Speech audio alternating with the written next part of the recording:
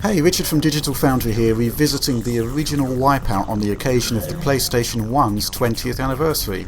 Sony's first console launched in Japan on December the 3rd, 1994, but for many the PlayStation era didn't begin for another 9 months when the hardware finally launched in the USA and Europe.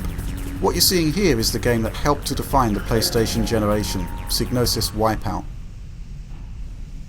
Namco's Ridge Racer set the pace early on in terms of 3D technical innovation on a home console, but Psygnosis arguably went a stage further, with much more variety in the gameplay, improved visuals and the same rock-solid 30 FPS frame rate. Though it is worth pointing out that like most games of the era, European PlayStation owners would have been playing at a PAL-enforced substandard 25 FPS.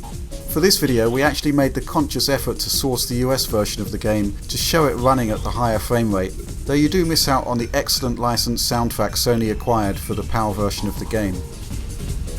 Over and above the game's clear technical prowess for its time, what sets WipEout apart from its contemporaries isn't just its great gameplay, but also its brilliant graphic design and its spot-on soundtrack.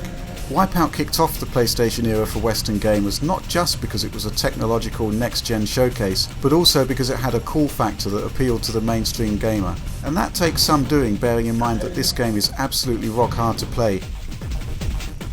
WipEout continued to prosper across several generations of PlayStation home console hardware, culminating in the superb Vita title WipEout 2048, but that was unfortunately the last game in the series, and that's a shame, as the graphical style could be taken to the next level on PS4 hardware.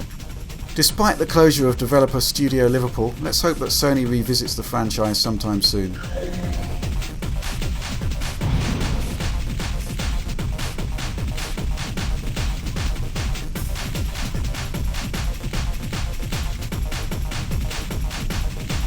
Rocket.